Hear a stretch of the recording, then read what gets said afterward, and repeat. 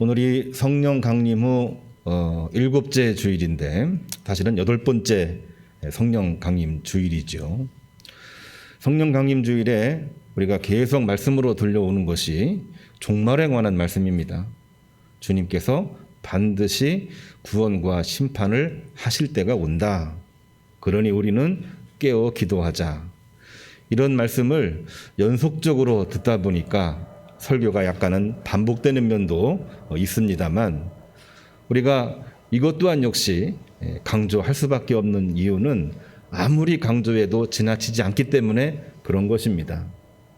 종말론의 주제는 결코 미래가 아니라 미래를 바라보는 현재가 종말론의 주제이기 때문에 우리는 항상 그때 그 자리에서 깨어 기도하는 것이 가장 중요하다. 이 말씀을 다시 한번 정리하면서 오늘 말씀을 함께 나눠보도록 하겠습니다. 종말론과 함께 우리들에게 중요한 주제가 하나 있는데 그것은 바로 예정론입니다. 예정론. 종말이 오기는 오는데 어떤 형태로 종말이 올 것이냐, 예정된 종말이 대체 뭐냐, 이런 문제이지요. 프랑스의 이 칼빈이 이 문제를 처음으로 주장을 했습니다만 많은 논란이 있었습니다. 예를 들면 누구는 구원받을 사람으로 예정되어 있고 누구는 심판받을 사람으로 예정되어 있다. 이런 식으로 예정론을 이해했거든요.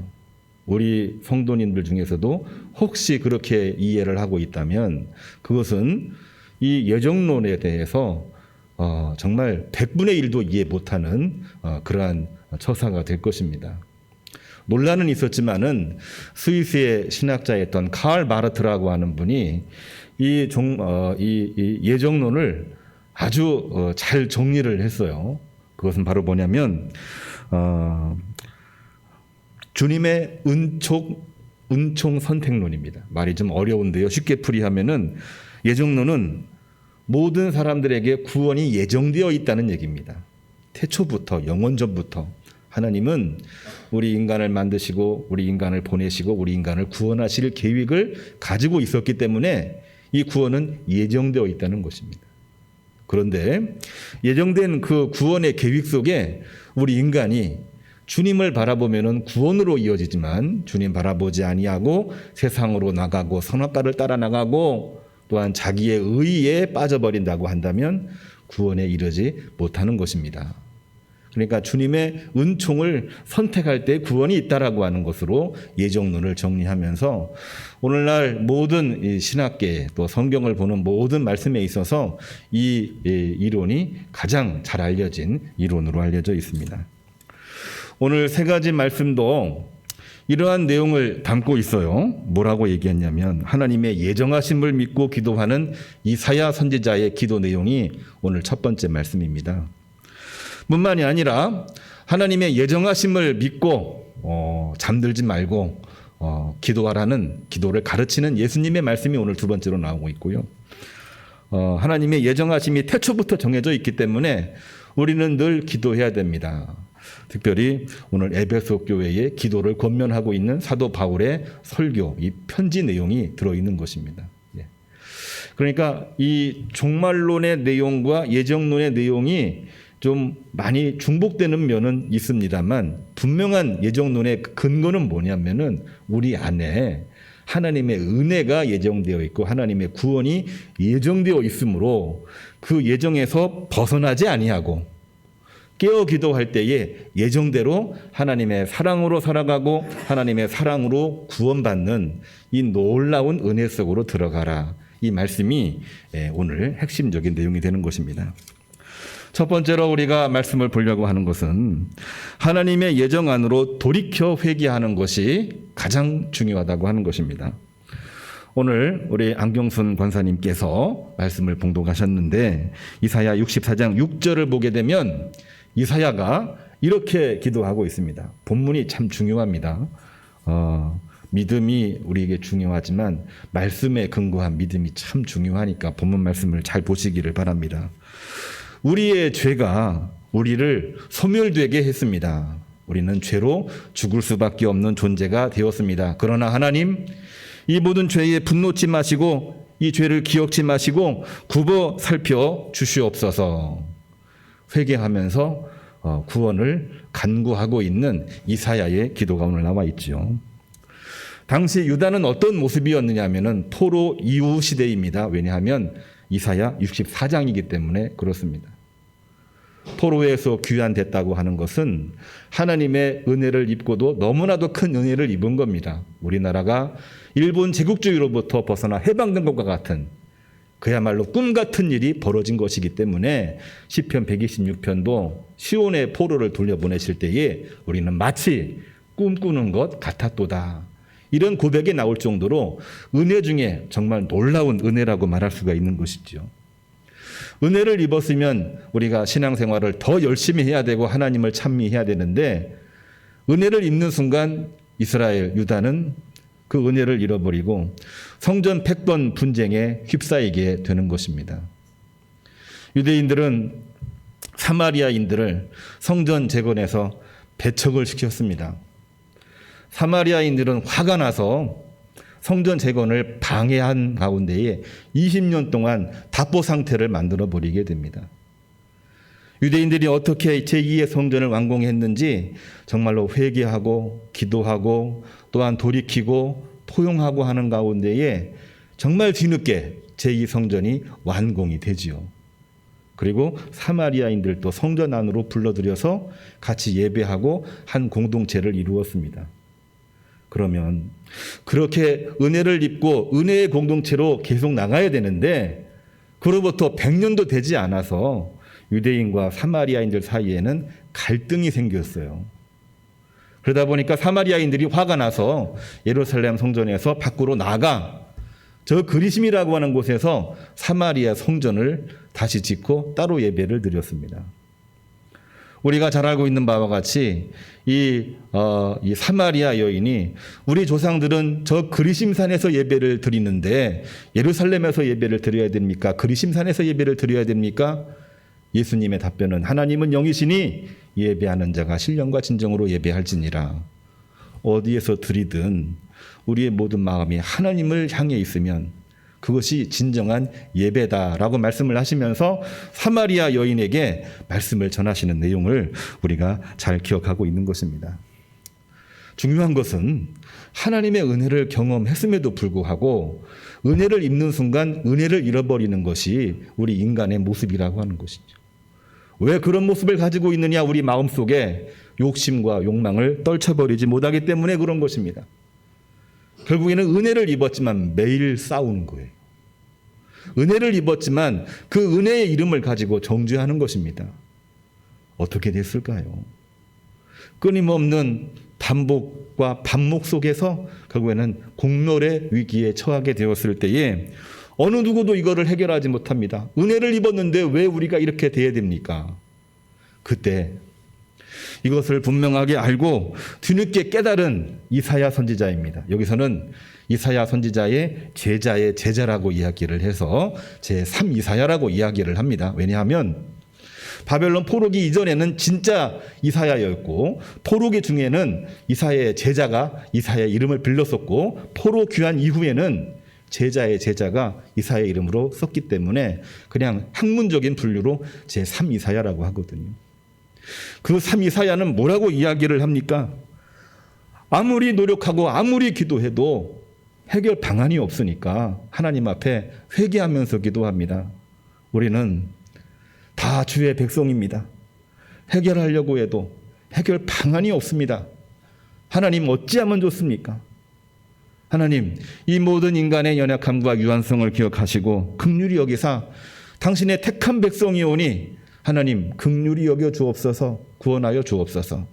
이러한 기도를 드리고 있는 것이 오늘 이사야 64장에 나와 있는 하나님의 말씀인 것입니다. 마가복음 13장 3절을 보게 되면 사실은 이 이사야 시대에도 정말 종말이라고 느꼈어요. 왜냐하면 해결 방안이 없으니까, 소망이 없으니까요. 그러한 때에 하나님의 긍휼을 구하는 기도였는데 위기와 혼란, 종말의 시대에 기도했던 이사야의 기도라는 것을 우리가 정리해 두고 똑같이 그러한 위기와 어려운 상황 가운데에 예수님의 제자, 3대 제자 있죠. 베드로, 요한, 야고보. 한 명 더 플러스해서 안드레까지 4명이 종말의 때에 일어날 일들에 대해서 주님께 물어봅니다. 종말의 때에는 어떠한 일이 벌어집니까? 예수님은 여러 번 말씀을 하셨는데 또 물어보는 거예요. 우리도 여러 번 그 질문을 하고 답을 들었습니다만 모르니까 또 물어보거든요. 알면서도 또 물어보고 모르니까 물어보고 계속 물어보는데 답을 찾지를 못하는 거예요. 예수님의 최종적인 결론은 어디 있다고 얘기했습니까? 여기 있다 저기 있다가 아니라 어디 안에요? 너희 안에 있느니라. 우리가 믿음을 가지고 있을 때 하나님의 나라가 언제 올런지 어디로 오는지 어떤 모습인지 그때 알게 될 것이다. 예수님의 답변은 그거입니다. 그런데 오늘 마가복음 13장에서는 예수님이 뭐라고 말씀하시냐면은 그렇게 질문을 하는 것은 불순종이다 이렇게 이야기를 하고 있습니다. 왜 불순종이라고 이야기를 했을까요?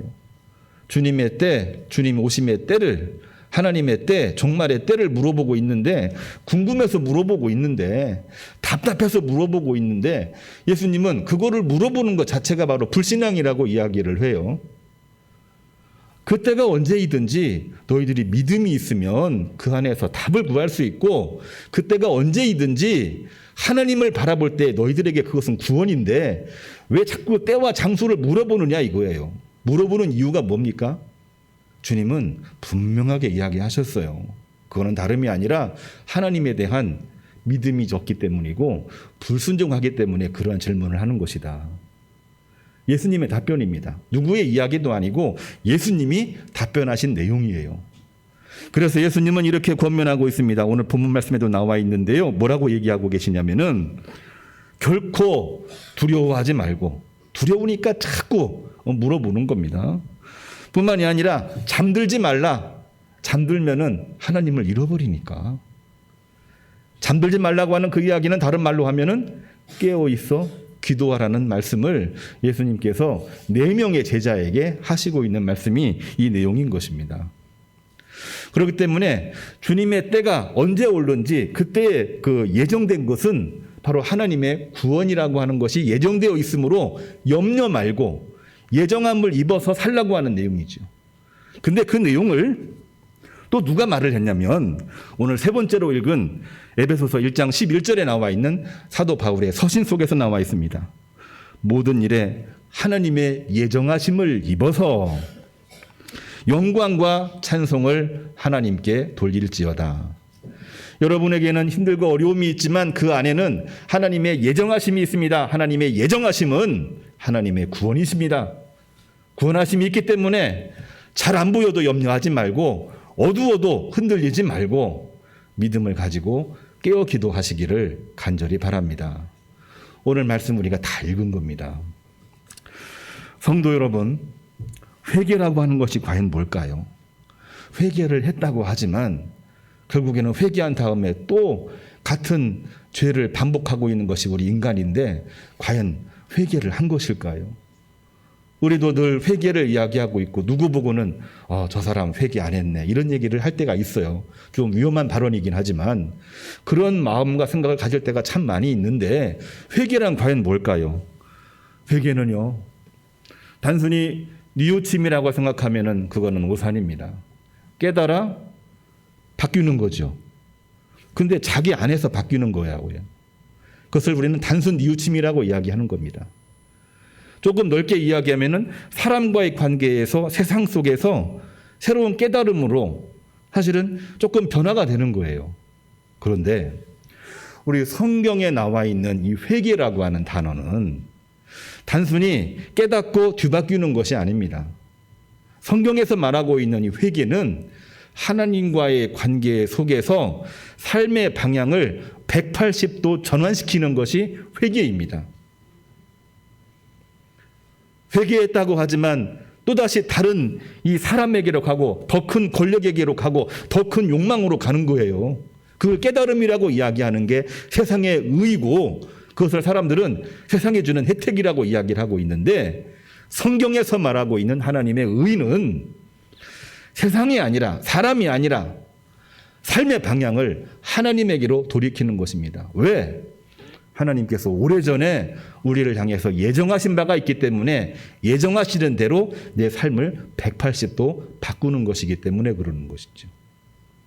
그렇기 때문에 우리는 어떠한 상황에 있든지 하나님을 향해서 우리의 시선을 확고하게 만들어 놓는다고 한다면은 결코 두렵지 않습니다. 흔들리지 않습니다. 그리고 모든 상황들마다 항상 이길 수가 있는 것입니다. 이것을 잘하면 한 번 신앙생활에서 영원히 우리가 승리할 수 있는데 안타깝게도 매일같이 쓰러지고 넘어지는 모습을 이 성경은 기록을 하고 있어요. 유다, 포로에서 귀환한 남유다 백성들이지요. 제사장 에스라가 말씀을 낭독하니까 모든 백성들이 눈물을 줄줄 흘리면서 회개합니다. 우리가 하나님 앞에 우상 숭배했고 얼마나 불순종했는지, 다시는 내가 하나님 앞에 우상 숭배하지 아니하고 불순종하지 아니하고 오직 여호와 하나님만을 바라보겠습니다. 이런 마음으로 회개를 했는데요. 그러한 회개를 하긴 했지만은 그 이후에 그들은 갑자기 바뀌었습니다. 하나님의 의로 바뀐 게 아니라 자기 의로 바뀌었어요. 굉장히 의로워졌습니다. 주변을 보니까 사마리아인들도 와 있는 거예요. 사마리아인들은 그야말로 북이스라엘의 후손이죠. 우상숭배 불순종으로 북이스라엘 먼저 패망했고 그 여파로 남유다도 패망을 했거든요. 그렇기 때문에 유다인들은 사마리아인들에 대해서 좋은 감정을 가질 수가 없는 거예요. 그런데 구원받아 지금 고향 땅으로 돌아와 성전을 지금 짓고 있는 중인데 사마리아인들이 와 있으니까 화가 치미는 거예요. 여기서 우리가 잘 봐야 되는 것입니다. 이 사람들이 과연 회개를 한 것일까? 아니면 자기 의로 자기를 둔갑시킨 걸까?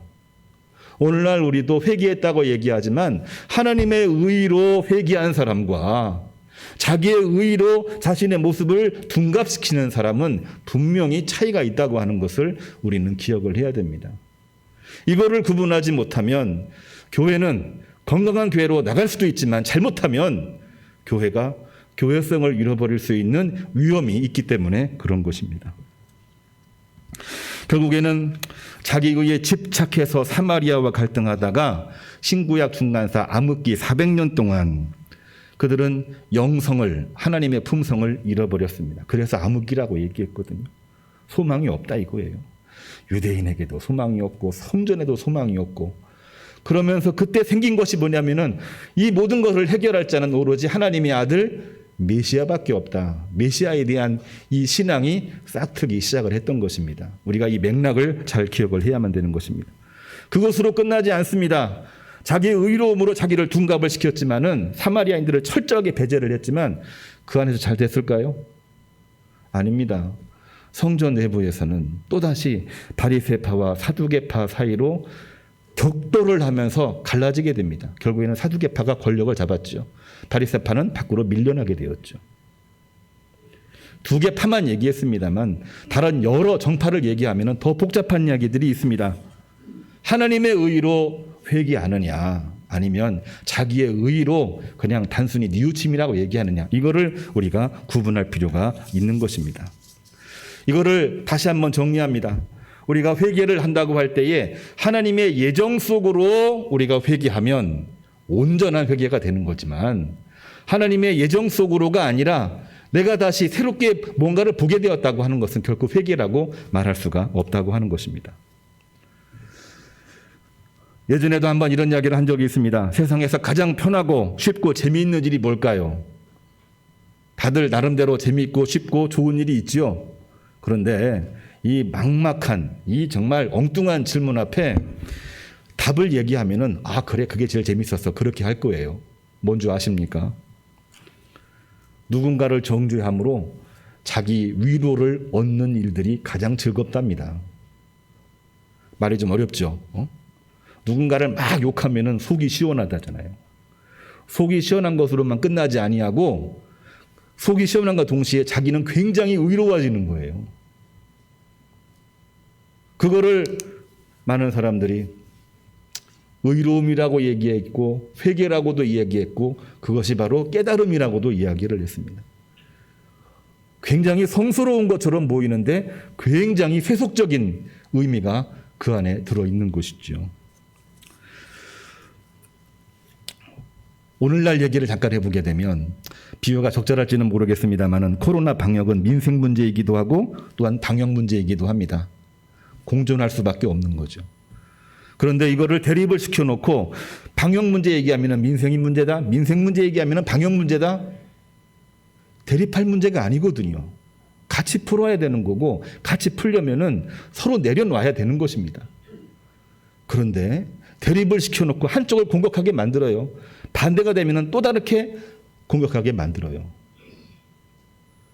이거는 언론 상업주의입니다. 우리가 정말 잘 찝어내야 되는 거예요. 세상 안에서 무언가를 정죄하는 순간 자기는 의로워지는 아주 극단적인 이기주의, 매우 위험한 것입니다. 이것이 만약에 우리의 신앙과 믿음으로 들어온다라고 한다면은 매우 위험한 신앙인이 될 수밖에 없는 것입니다.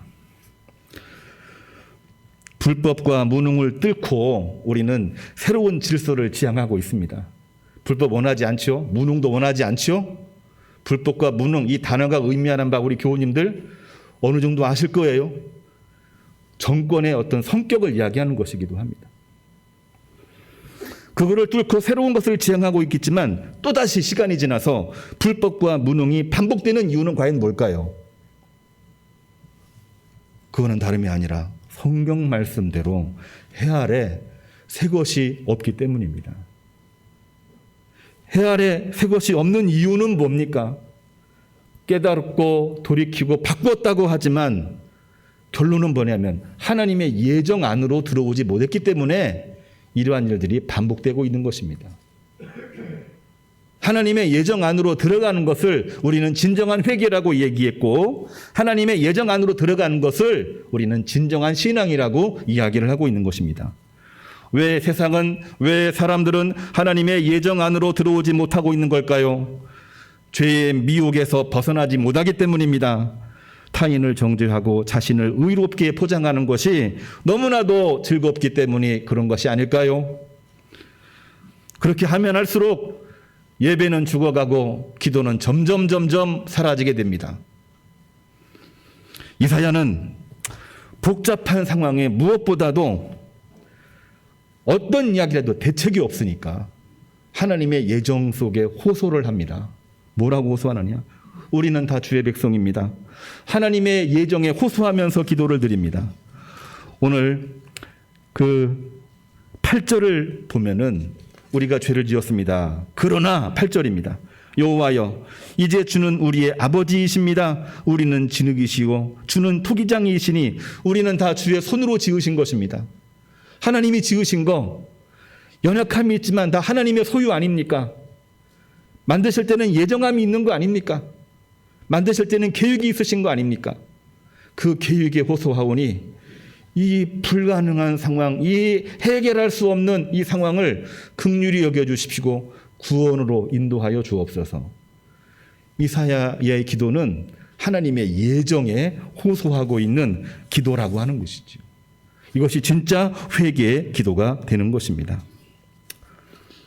갈라디아서 6장 17절을 보면은 바울은 이러한 고백을 하고 있습니다. 우리도 그런 고백을 한 적이 있는지 모르겠습니다만 아마 분명히 몇 분은 있으리라고 생각이 되는데 바울은 이렇게 말했습니다. 바울은 내 몸에 주님의 흔적이 있다 이런 얘기를 했습니다. 내 몸에 주님의 흔적이 있대요. 흉터가 있다고 이야기를 합니다. 그 흉터가 뭡니까? 있을까요? 그거는 아무도 알 수가 없는 것이죠. 그러나 분명히 흔적이 있다고 이야기를 했습니다. 그 이야기를 하는 순간 사도 바울은 어떤 마음으로 살아가겠다는 것입니까? 태초부터 예정된 주님의 예정과 주님의 계획 속으로 살겠다는 결단을 기록한 것이라고 말할 수밖에 없는 것입니다. 주님의 계획하심이 있는 거예요. 바울에게도 있고 여러분에게도 있고 저에게도 있고 아니 지금 심지어는 불신하고 있고 심지어는 죄 속에서 허우적거리는 사람들에게도 하나님의 계획하심이 분명하게 있는 것입니다. 그 계획하심을 분명하게 알고 우리가 살아가는 것이 중요하죠. 주님은 얘기하셨어요. 천지는 이 모든 상황 가운데 다 없어질 수 있으나 없어지지 않는 것이 하나 있으니 바로 하나님의 말씀이라고 이야기를 했습니다. 주님 말씀이에요. 주님 말씀이에요. 세상 없어지는 것이 두려워서 집착하다 보니까 하나님을 잃어버리는 겁니다. 언젠가는 세상도 없어지고 나도 없어지는 거예요. 그러나 주님의 말씀은 없어지지 아니하리라. 그 믿음을 가지고 살아갈 때에 우리가 진짜 신앙과 온전한 믿음의 길로 걸어가는 것이 되는 것입니다. 문제의 본질도 중요합니다. 오늘날 문명이 고도화되다 보니까 정보 혁명 사회다 보니까 논리적인 틀과 합리적인 틀이 잘 갖춰져 있다 보니까 문제의 본질을 모르는 분들이 한 분도 없어요. 다 맞는 말입니다. 다 맞는 말입니다. 그러나 문제의 본질도 중요하지만 더 중요한 것은 그 안에 하나님의 예정하심이 있는가를 발견하는 것이 더 중요한 거죠. 하나님의 예정하심이 뭐냐 이거죠. 저에게 장로님, 권사님, 만수집사님, 우리 청년들, 어린아이들 하나님이 어떤 계획이 이 안에 있는 거지? 그거를 발견하는 것이 매우 매우 중요한 겁니다. 왜 하나님의 예정이 중요하냐? 톨스토이의 말대로 사람은 하나님의 사랑으로 살아가기 때문에 그런 것입니다. 사람은 무엇으로 사는가? 세 가지 질문을 했는데 결론은 사람은 하나님의 사랑으로 살아가고 있다. 이런 결론을 맺고 있는 것입니다. 하나님의 약속과 시간 속에서 그리고 우리 모든 성도님들에게 이 믿음으로 승리하시기를 주님의 이름으로 축복합니다. 두 번째로는 하나님의 예정 안에서 깨어 기도하는 것이 필요합니다. 이것 또한 역시 지난주에도 지지난주에도 여러 번 강조했던 말씀이기도 합니다. 주님께서는 우리에게 기도를 가르쳐 주실 때에 이렇게 가르쳐 주셨습니다. 뜻이 하늘에서 이루신 것 같이 땅에서도 이루어지기를 구하라. 이렇게 가르쳐 주셨어요. 이 기도를 오늘 주제와 한번 연결시켜 보기를 바랍니다. 이 기도는 어떤 기도일까요? 하나님의 예정 안에서 기도하라는 얘기입니다. 하나님 이미 하늘에서 이루셨는데 땅에서도 이루어지기를 구하라는 얘기거든요. 예정하신 말을 이 땅에서 내 안에서 아니 여러분들 안에서 이루어지기를 구하라. 예수님이 그렇게 기도하라고 가르쳐 주신 것이 바로 주기도문에 나와 있는 그 내용 아닙니까? 깨어서 기도하면 구원이요 그렇지 않으면 심판이라는 얘기입니다. 때와 장소는 알 수가 없으나 잠들지 않고 깨어 기도하는 것이 진정한 믿음이고 주님 오시는 그날까지 포기하지 않는 것이 진짜 믿음이라고 예수님은 가르쳐 주신 것입니다. 설사 죄를 지었다고 할지라도 믿음에 호소하면서 권면해야 됩니다. 누구이든지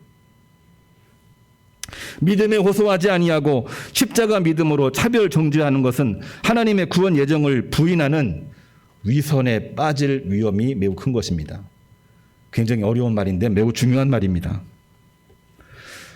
예정론을 우리 한때 오해했다고 얘기했습니다. 누구는 구원받을 사람, 누구는 심판받을 사람. 이렇게 미리 예정되어 있다고 한다면은 우리는 예배 드릴 필요가 없지요. 이미 구원받았는데 왜 예배를 드립니까? 구원받지 못할 텐데 우리가 왜 예배를 드립니까? 우리가 이미 하나님의 예정 속에서 잘 살기로 돼 있는데 왜 기도합니까? 해봤자 안 되는데 왜 우리가 기도합니까? 이러한 이중 예정론은 정말 우리 머릿속에서 지워버려야 되는 것이거든요. 우리가 혹시 그런 마음으로 살고 있다고 한다면 그거를 내려놓고 우리는 주님의 은총 선택론으로 가야 되는 것입니다. 오히려 그러한 마음을 가지게 되었을 때에 우리는 신앙적으로 종교적으로 더 큰 문제를 야기하게 됩니다. 오히려 차별하고 분리하고 혐오하는 일에 우리가 갈 수밖에 없어요. 누군가를 정죄하고 나를 의롭게 생각하는 순간 우리는 사실은 굉장히 위험한 상황 속에 빠져버리게 되는 것입니다. 교회도 예외가 아닙니다.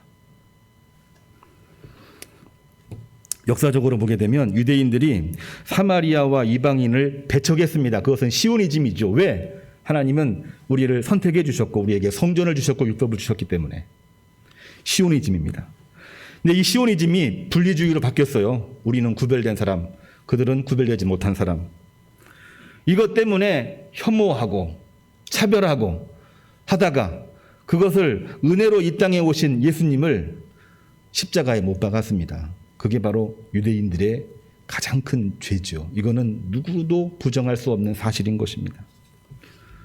서방교회와 동방교회, 서로마와 동로마가 갈라지면서 생긴 서방교회와 동방교회입니다. 무수히 갈등을 냈습니다. 갈등하면서 하나가 되면 좋겠는데 안타깝게도 하나가 되지를 못하고 결국에는 성전 탈환이라는 이름으로 이슬람 정벌이라는 이름으로 십자군 전쟁으로 비화가 돼서 그것은 거룩한 전쟁이 아니라 사실은 정말 부끄러운 전쟁이 돼버리고 말았습니다. 전쟁에서 승리하지도 못했을 뿐만이 아니라 그 안에서 교회의 민낯이 다 드러나게 된 것입니다. 결국에는 1527년 종교개혁을 통해서 교회가 다시 탄생했고 그것을 우리는 개신교라고 이야기를 합니다. 카톨릭 신자였던 아돌프 히틀러, 유태인을 학살한 이유가 뭡니까? 너무나도 위험한 분리주의, 혐오주의였습니다. 이들 모두 뉘우치고 깨달았고 바뀌었다라고 이야기하고 바꾸려고 노력을 했지만 하나님의 예정 안으로 들어가려고 몸부림치며 기도하지 않았을 때에 벌어지는 종교의 위험성을 말해주고 있는 것입니다.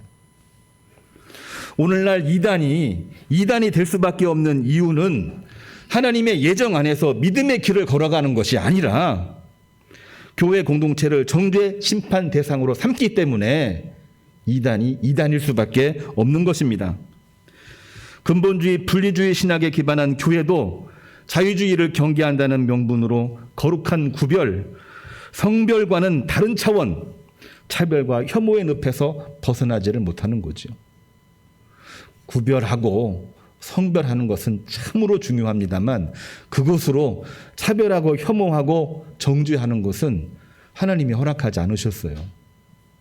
그거는 결국에는 자멸할 수밖에 없고 맨 마지막에 하나님이 하시는 일입니다. 알곡과 쭉정이를 얘기했잖아요. 쭉정이를 내버려 두는 이유는 알곡을 위해서 하는 것입니다. 그러나 주님의 때가 오면 그때에 하나님이 쭉정이는 불사르고 알곡은 곡간에 채우신다고 이야기를 했던 것입니다. 우리가 분명하게 오늘 말씀을 정리해야 되겠습니다. 죄에 대해서 세상의 모든 문제에 대해서 알고 있지만 그러나 해결 방법이 없다면 우리에게 무슨 소망이 있겠습니까? 오늘날은 문제에 대해서 너무나 잘 알고 있습니다. 핸드폰만 2시간만 보면은요 세상 문제 다 금방 알아요 요즘에. 그런데 어느 누구도 해결 방안 제시하는 사람 없습니다. 제시해봤자 또 다른 비판 속에 휩싸이고 반복되고 아이고 모르겠다. 이게 바로 결론입니다. 소망이 없는 인간은 파멸이고 결국에는 사망이라고 이야기를 했습니다. 요한복음 3장 16절 우리가 잘 알고 있는 하나님의 말씀이죠. 그렇게 파멸이고 사망에 이를 수밖에 없는 그러한 상황에 하나님께서는 이미 예정하신 대로 이 세상을 사랑하셔서 자기의 가장 소중한 독생자 예수님을 우리에게 보내주심으로 말미암아 우리가 그분을 믿을 때 우리에게 뭐를 주신다고 얘기했습니까? 영생을 주신다. 이렇게 말씀하고 계시는 것입니다. 오늘날 우리가 예정론이라고 하는 이 단어를 보면서 하나님의 예정하심이 우리 안에 있는 거예요. 그거를 발견하는 것이 우리의 신앙입니다. 그 예정하심 속으로 늘 방향 전환을 해 나가는 것이 믿음입니다. 그 예정하심 속에서 내가 거듭나고 그 예정하심 속에서 내가 형통의 은혜를 누리고 사는 것입니다. 하나님의 예정에 힘입어서 기도하는 것이 중요합니다. 아무리 힘들어도 코로나가 재창궐해도 예배드리기가 어려운 비대면이라고 할지라도 우리는 하나님 앞에 예배에 빠뜨리는 거 절대로 해서는 안 됩니다. 예배를 소중하게 여겨야 되고 남들이 안 본다고 기도 안 하는 것이 아니라 보든 안 보든 하나님 앞에 기도하는 시간을 우리 정해놓고 철저하게 우리 기도해야 됩니다. 그렇지 않으면 내 믿음, 내 신앙 지킬 수가 없어요. 내 신앙 지킬 수가 없다면 다른 것도 아무것도 할 수 없습니다. 아무리 힘들어도 포기 말고 인내하며 하나님의 예정 속으로 들어가 하나님이 주시는 형통의 은총이 있기를 주님의 이름으로 축복합니다. 주님 참으로 감사를 드립니다. 오늘 또 은혜 가운데 말씀을 함께 나누었습니다. 하나님의 예정을 힘입어 그때 항상 깨어 기도하며 승리하는 주의 종들 되게 하시옵소서. 예수님의 이름으로 기도합니다. 아멘.